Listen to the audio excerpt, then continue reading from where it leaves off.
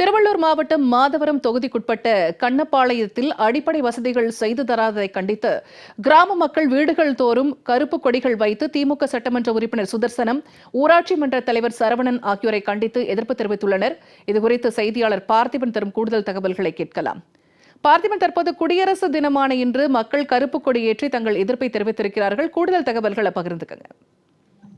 பூர்ணிமா, இன்று 75ஆம் ஆண்டு குடியரசு தினம் முன்னிட்டு பல்வேறு பகுதியில நிகழ்ச்சிகள் வெகு விமர்சையாக கொண்டாடப்பட்டு வருகிறது. இருந்த போதிலும் இந்த திருவள்ளூர் மாவட்டம் மாதவரம் சட்டமன்ற தொகுதிக்கு உட்பட்ட கண்ணப்பாளையம் கிராம மக்கள் வீடுகள் தோறும் கருப்பு கொடிகள் வைத்து இந்த திமுக தலைவர்களையும் மாதவரம் சட்டமன்ற உறுப்பினரையும் கண்டித்து மாவட்ட நிர்வாகத்தையும் கண்டித்து நூதன முறையில் இந்த போராட்டத்தில் ஈடுபட்டிருக்கிறார்கள். சென்னை மாதவரம் சட்டமன்ற தொகுதிக்கு உட்பட்ட புழல் ஊராட்சிக்கு பகுதி விலாங்காடு பாக்கம் கண்ணப்பாளையம் கிராமத்துல எந்தவித அடிப்படை வசதிகள் செய்து கொடுக்காமல் இருக்கும் மாதவரம் சட்டமன்ற உறுப்பினரையும் ஊராட்சி தலைவர் நிர்வாகத்தையும் கண்டித்து தற்போது இந்த பாராளுமன்ற தேர்தலே இந்த பகுதியில் இருக்கக்கூடிய கிராம மக்கள் புறக்கணிக்க முடிவு செய்திருக்கிறார்கள் என வழி எங்கும் விளம்பர பதாகைகள் வைத்து வீடுகள் தோறும் கருப்பு கொடிகள் வைத்து இந்த போராட்டத்தில் ஈடுபட்டிருக்கிறார்கள். குறிப்பாக கண்ணப்பாளையம் கிராமத்துல கிராம சபை கூட்டம் நடத்தாமல் இருப்பது ஏன், மழைநீர் வடிகால் கால்வாய், நீர் பாசன கால்வாய்கள் உள்ள ஆக்கிரமிப்புகள் கண்டு கொள்ளாமல் இருப்பது ஏன்,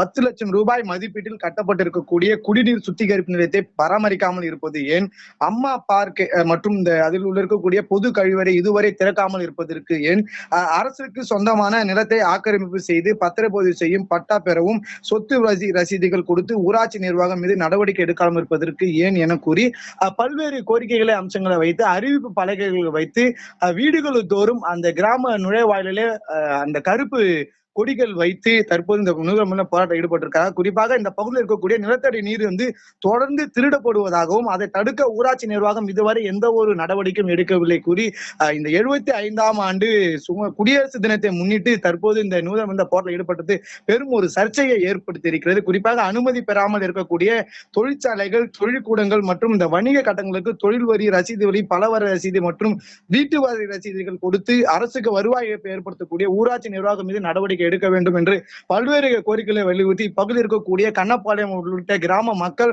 வருகின்ற பாராளுமன்ற இந்த தேர்தலை புறக்கணிக்கிற வேண்டும் என கூறி விளம்பர பதாக்கள் வைத்து பெரும் சர்ச்சை ஏற்படுத்தி உரிய தமிழக அரசு கவனத்தில் எடுத்து சென்று தற்போது இதற்கான ஒரு தீர்வு எட்டப்படவில்லை என்றால் மீண்டும் நாங்கள் திரண்டு சாலை மறியலில் ஈடுபடுவோம் என்று இந்த பகுதி மக்கள் தெரிவித்தது ஒரு பரபரப்பை ஏற்படுத்தியிருக்கிறது என்பது குறிப்பிடத்தக்கது. பூர்ணிமா, தகவல்களை பகிர்ந்து கொண்டமைக்கு நன்றி பார்த்திபன்.